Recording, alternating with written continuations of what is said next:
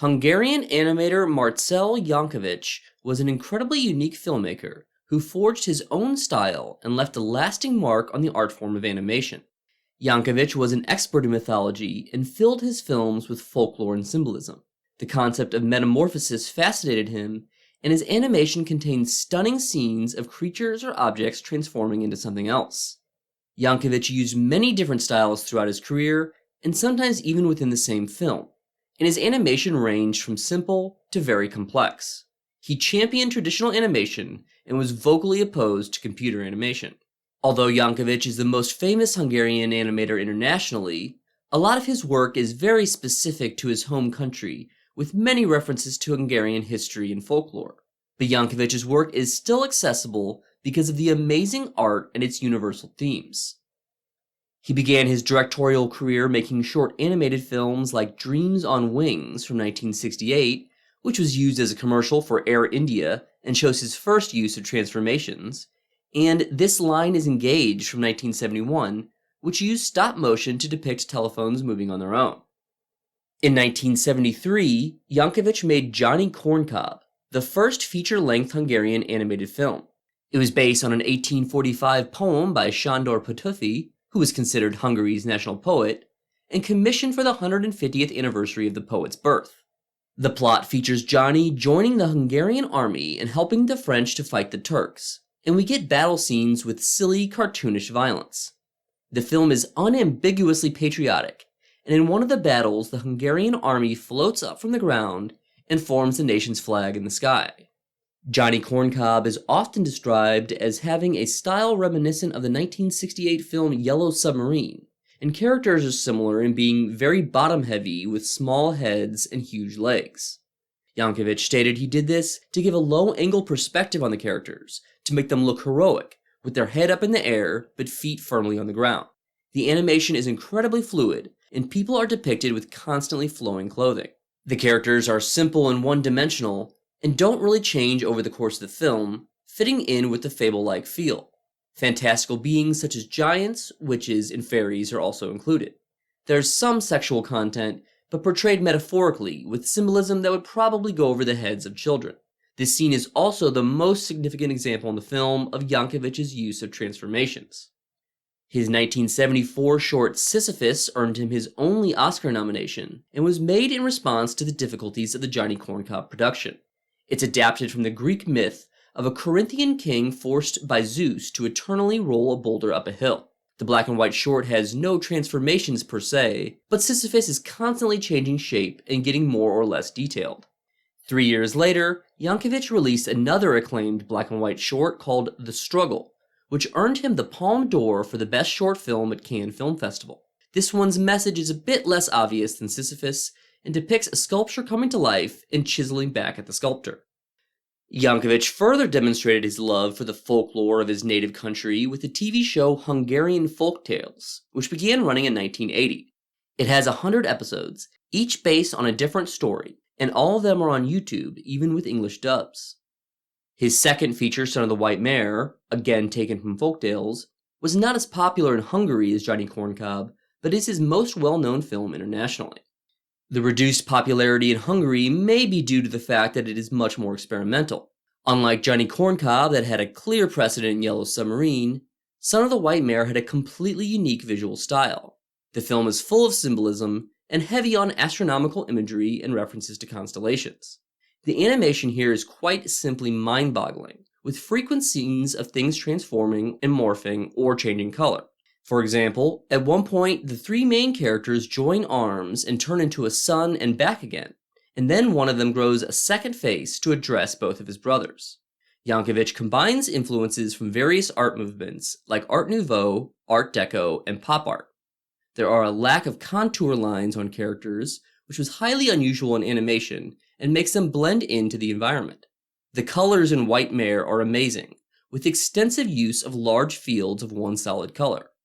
I think it's fair to say that no one has made a film quite like this before, and even in the decades since. The animation is often described as being psychedelic, and while this isn't necessarily wrong per se, the visuals were inspired by dreams rather than hallucinogenic drugs. The titular character and his two brothers all have powers like immense strength, breathing fire and forging weapons with their bare hands. They wrestle each other before joining up to free princesses and fight dragons. However, these look nothing like stereotypical dragons. One takes the appearance of a cityscape with skyscrapers, and another resembles a modern tank. Yankovic had an intense appreciation for traditional ways of life, and was clearly warning of the dangers of modern society, reinforced by the film's ending. Government censors reportedly forced Yankovic to change the appearance of the city-like dragon to make it appear as more of a reference to computers than just urban life in general.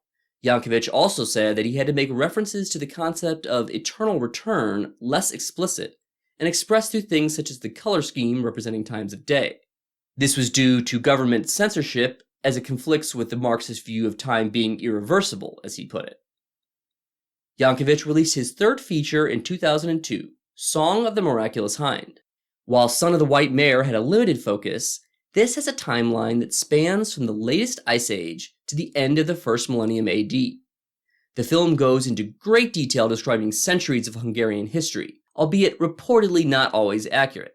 This and a lack of humor make it his most inaccessible feature, especially for non-Hungarians. Miraculous Hind was actually funded by the Hungarian government with the express intent of being an educational film. On top of that, no one character is in it for long, and it goes very quickly through the history, so it could be hard to follow for non-Hungarians as well. Yankovic takes from Finno-Ugric and Siberian mythology in this film, but the narrative also has a heavy dose of Christianity. Yankovic again depicts constellations and lots of transformations.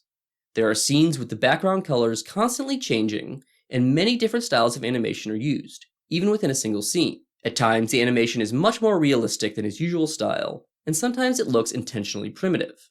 The animation in general looks as if it could have been made in the 80s, leading some to call it dated.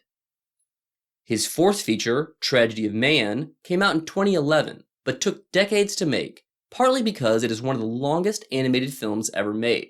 The runtime is completely justified, as the story is even more epic than his previous feature, and spans all of history, from the creation of the universe to the far future. The main characters are God, Lucifer, Adam, and Eve, so obviously biblical themes are present, and Jesus himself even shows up. The animation uses different styles in each section that reflect the historical era they take place in.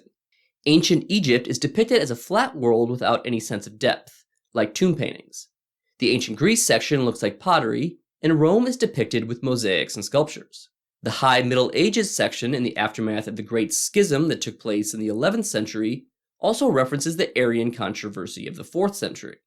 The section in the 1600s imitates woodcuts, and the French Revolution is portrayed with the only colors used besides black lines being the colors of the French flag. After visiting Victorian London, the film then goes beyond the timeline of the 19th century play it is based on, and goes into the 20th century and critiques modernity. The standout scene has all sorts of 20th century icons quickly passing by, like Mickey Mouse, Marilyn Monroe, Elvis, and even the Yellow Submarine version of the Beatles, but also terrorists, soldiers, and police. We then see a future dystopian society where one government controls the entire world, and given Yankovic's patriotism, it isn't surprising he portray the loss of national identity negatively. And then the film goes even farther into a transhumanist future where Adam is transformed into a spaceship. Sometimes movement is limited due to the lack of funds as admitted by the director himself, but overall the animation is absolutely stunning, and the variety of styles is unmatched by any animated film I'm aware of. There's philosophical dialogue throughout about consciousness and free will, references to art history, and extensive use of classical music from composers like Bach, Mozart, and Modest Mussorgsky's Night on Bald Mountain. The Tragedy of Man is the most inappropriate of his films for children, as the sexuality is more explicit and violence is more realistic. It's also the least specific to Hungary, as it deals with universal themes and none of it takes place in Yankovic's home country. Yankovic's final film Toldi was released posthumously in 2022. It has been released in Hungarian theaters, but as far as I can tell is not currently available online. However, going off the trailer, the animation looks much more generic than his usual work. Yankovic has influenced many animators, with commonly cited examples including Samurai Jack creator Genndy Tartakovsky and the Irish studio Cartoon Saloon, responsible for Oscar-nominated films like Wolfwalkers and The Secret of Kells, both inspired by Irish folklore. He has left behind one of the most unique and memorable bodies of work of any animator that, given the recent restorations and increased availability of his films, will hopefully grow to be even more appreciated over time. That's all for this video. Thanks for watching, and please don't forget to subscribe.